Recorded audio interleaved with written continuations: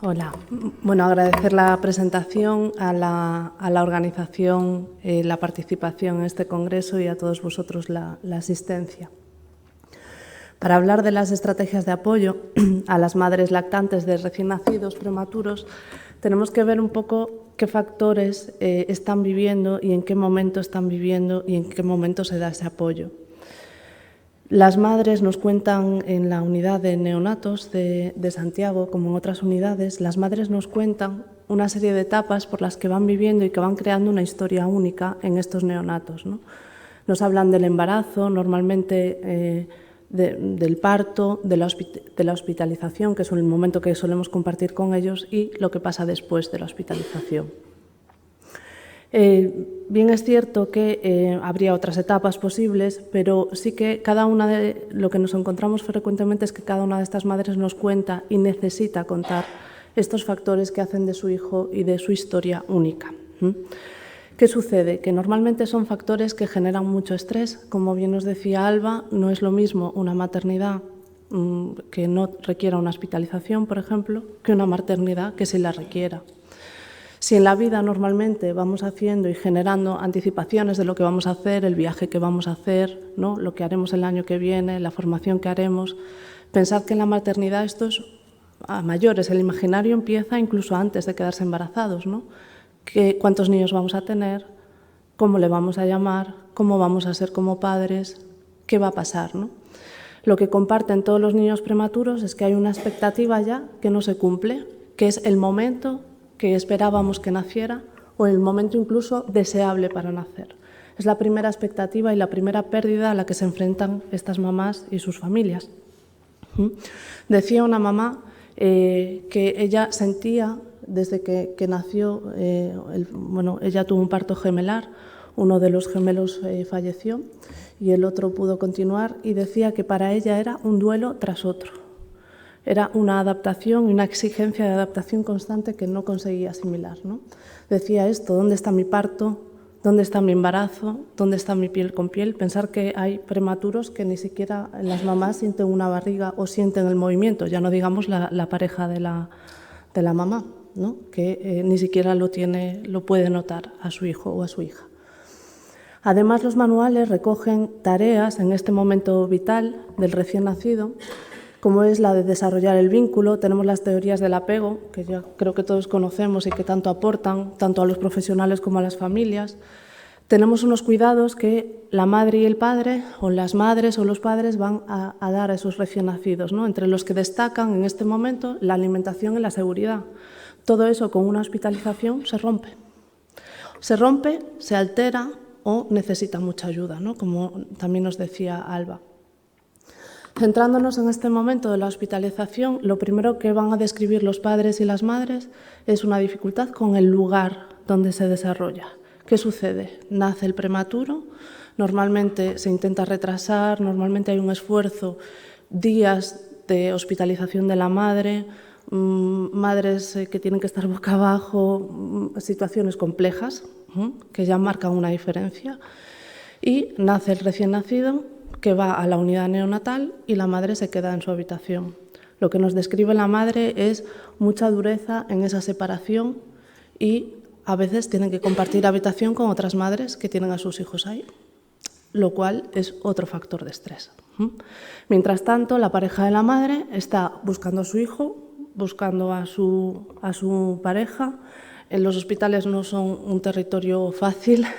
Cuando los conocemos sí, pero cuando no los conocemos hay laberintos, hay mucha necesidad de información, que es una de las primeras estrategias de apoyo que vamos a dar y que vamos a poder dar los profesionales, esa información. Como también se hablaba, está la duración. Son hospitalizaciones largas y además con mucha incertidumbre. Y esto creo que no solo para las familias, la incertidumbre también es para los profesionales y también tenemos que manejarla. Haya o no haya complicaciones, siempre puede haberla. Decía un padre, entrar en esta unidad es como ir a dar un cheque en blanco. Nunca sabes lo que te van a quitar o lo que te van a dar. El funcionamiento familiar, la existencia de hermanos, la información que nos solicitan los abuelos, es un impacto que parece ligero y sin embargo no siempre es tan ligero. Pensad que muchas veces estas familias, los familiares más cercanos no, pero otros familiares y amigos que ven que ha nacido un niño, lo que van a mandar es un mensaje de felicidades. ¿Qué pasaría si nosotros tuviéramos un familiar ingresado y recibiéramos 20 mensajes de felicidades? Hay que saber gestionarlo también, ¿no? Y es complicado. Además, es un espacio que se comparte con otras familias. Las otras familias también van a ser una fuente de apoyo o de estrés, porque qué bien, se va de alta, me alegro por esa persona, pero ¿y yo cómo me quedo? O ha fallecido un niño, o hay una complicación en la cuna de al lado, eso también me puede pasar a mí. Entonces hay momentos donde las familias van a ser y van a necesitar y van a formar una red de apoyo informal, y hay otros momentos donde van a necesitar separarse de eso. Ellos son súper listos y van encontrando esa forma de acercarse o separarse en función de lo que más le beneficia. Son muchas las emociones que se tienen que gestionar. Normalmente la primera es el shock, pero luego la que viene casi inmediatamente es la culpa. La culpa porque con la maternidad, no sé si viene el pan bajo el brazo, pero la responsabilidad viene, ¿no? Entonces esa culpa, esa impotencia, esa frustración se convierte en una amalgama de emociones que para los papás y las mamás es difícil de gestionar, ¿no? ¿Qué podemos hacer entonces? Los profesionales sanitarios van a asistir y acompañar. Esta es la imagen que todos querríamos, la ideal, ¿no? Nace el bebé y el sanitario, el clínico, le pasa el bebé a la madre para que comience el vínculo. Como sabemos, en la hospitalización no pasa así. El proceso de enfermedad y de crecimiento empieza a ser prioritario. Es ahí donde efectivamente profesionales bien formados, un equipo interdisciplinar que trabaje en conjunto para garantizar ese bienestar médico, ese bienestar sanitario, ese crecimiento, es importante, pero el acompañamiento emocional también lo es. Se podría hablar mucho, y Lorena no me va a dejar por el tiempo, hablar todo lo que querría hablar del acompañamiento emocional. Hay dos palabras que para mí lo resumen bastante bien, que es estar y escuchar. Y además eso lo sabemos hacer todos. Lo sabemos hacer los clínicos, los no clínicos, las familias, su propia familia. El apoyo social es complicado. Decía el otro día un papá, ¿no? Una mamá decía, hay que saber dar el apoyo emocional y también hay que saber recibirlo, estar en un momento donde lo puedes recibir. Eso es un baile y un conjunto de factores que, bueno, pues que a veces producen cierta fricción y no siempre es fácil, ¿no? Pero es importante que le prestemos atención a este acompañamiento emocional, porque una de las funciones que va a tener es conseguir ayudar a que las familias logren esas tareas que se veían entorpecidas y que superen los retos que le trae la prematuridad, ¿no? Es conseguir ese vínculo, esos cuidados, esa alimentación y esa seguridad. Decía una mamá, vale, estamos todos en el mismo sitio, pero es que tu posición es diferente a la mía. Y es verdad. Sin embargo, si acercamos esas posiciones, nos va a ser mucho más fácil el poder llegar a cubrir unas necesidades. Ayer me hablaba una compañera, me hablaba de la regla de oro en la asistencia, que es ayudar al otro o asistir al otro como a mí me gustaría ser asistido, ¿no? Bien, ahora está la regla de platino, que es asistir al otro o ayudar al otro como al otro le gustaría ser ayudado. Eso implica el conocer muy en profundidad esas necesidades que tiene la persona, esas necesidades que tiene la familia, para poder adaptarnos a ellas. El estar y el escuchar nos ayuda a eso. Hay dos que nos aparecen muy frecuentemente y que yo creo que engloba muchas de estas necesidades, de los niños prematuros y de otros niños que también están en nuestras unidades. Una es estar con el niño, el método canguro, la posibilidad de estar en la unidad, lo que ayudan también las asociaciones con información, con ese acompañamiento emocional, generando salas de estar, como nos comentaba María, donde puedan estar de una forma hasta engañosa, ¿no? De que no están en un hospital al tener paredes pintadas, que no es lo más importante, desde luego, pero es mejor estar ahí que en otro sitio, ¿no? Más frío. Además, está la relación con los profesionales. Es algo que se describe en muchos procesos críticos y de enfermedad cómo lo que ayuda a las familias es poder estar con los profesionales y sentir una relación de confianza. Esto no es lo primero que aparece. Lo primero que va a aparecer es una relación de rechazo, ¿no? Las mamás lo que dicen es ¿por qué ellos están con mi bebé y yo no? Vale, lo entienden. No nos están hablando de cabeza, nos están hablando de lo que les cuesta la separación. Entonces, esta relación suele cambiar de una relación ambivalente, de tensión, a una relación de confianza donde normalmente las familias se van de la unidad dando las gracias, trayendo al niño o a la niña para ver cómo va creciendo, que es lo que más nos gusta, y estableciendo pues, esa relación de confianza. Para eso el estar accesibles va a ser fundamental porque les va a dar la seguridad. De hecho, en cuanto saben que pueden llamar, muchas veces ya no llaman. Y otras veces sí, cada familia es un mundo, ¿no? Y luego la información.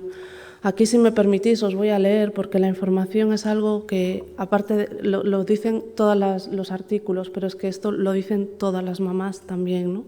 Necesitamos información clara y verdadera, ajustada en la medida de lo posible. No quieren ser engañados, pero tampoco quieren que se le dé toda la información o que no se deje ninguna... Bueno, toda la información sí, perdón, pero que no se dé de una forma que produzca... Bueno, hay que ser prudentes también en esa información, sobre todo cuando pueda haber posibilidades diferentes, ¿no? Respetando tiempos, valores y creencias, dejando la toma de decisiones que puedan, dentro de lo posible, en sus manos, y con profesionales que sean actualizados y empáticos. Por suerte los tenemos, pero sí que es verdad que en las situaciones que vivimos muchas veces es necesario también recordar, ¿no?, que es importante esa empatía.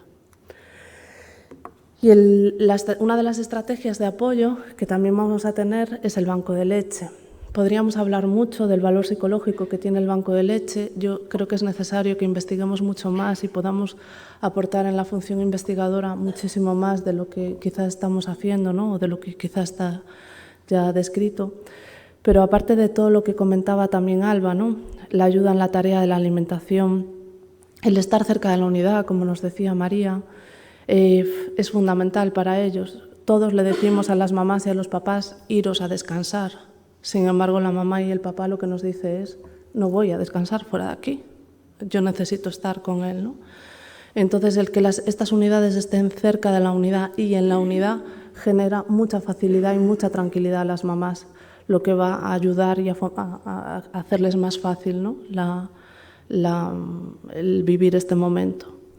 Se crea un espacio informal y reservado con otras madres. Los profesionales podemos entrar, pero es verdad que es un espacio más de ellas, ¿no? Es curioso porque a veces también, en mi parte, ¿no?, en el apoyo psicológico, se usa para acceder a otras madres, ¿no?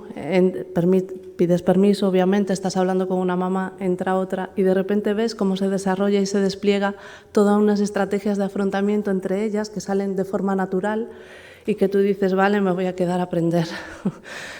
Es un empoderamiento de las mamás, es un modelo ecológico, se dan trucos, se dan ánimos. No es lo mismo lo que digamos los profesionales, estamos en el mismo sitio, pero no en el mismo lugar, ¿no?, decía aquella madre.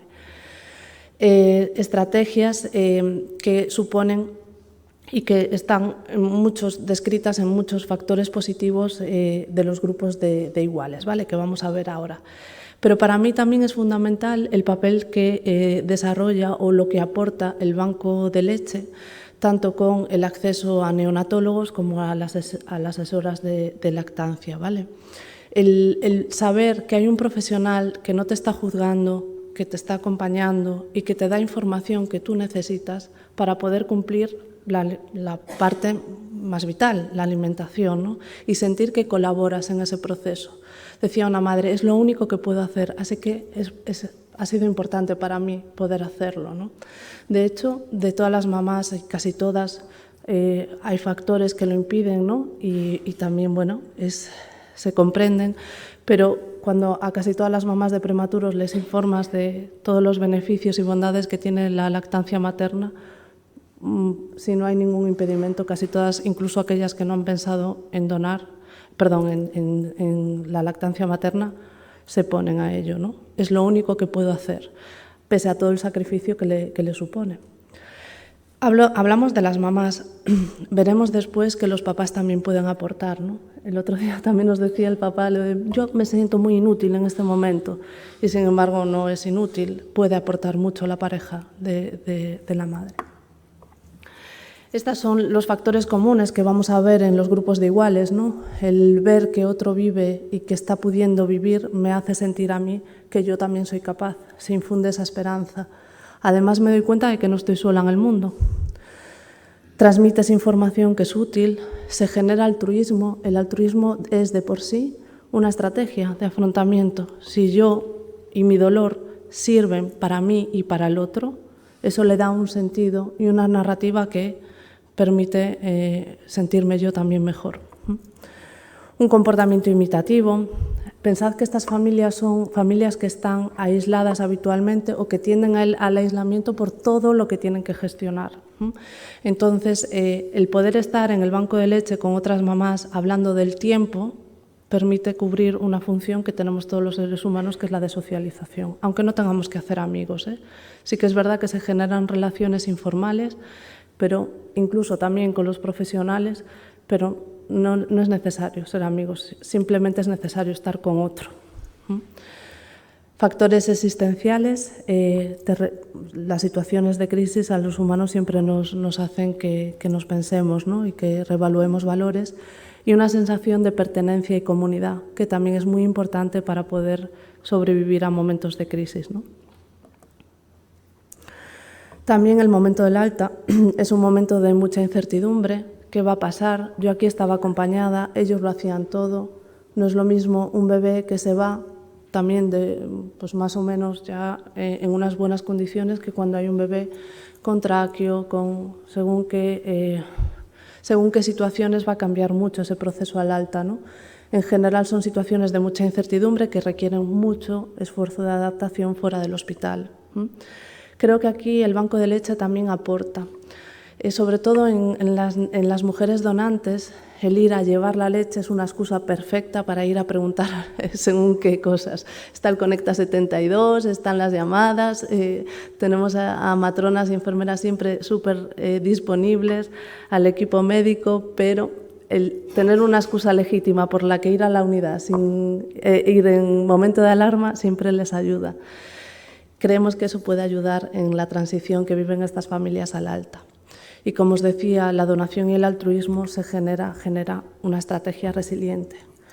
Es importante lo que dicen los manuales, pero es mucho más importante lo que dicen las mamás, ¿no? Por eso quería leeros esta carta de una mamá, está colgada en la red, en la web, en internet, perdón.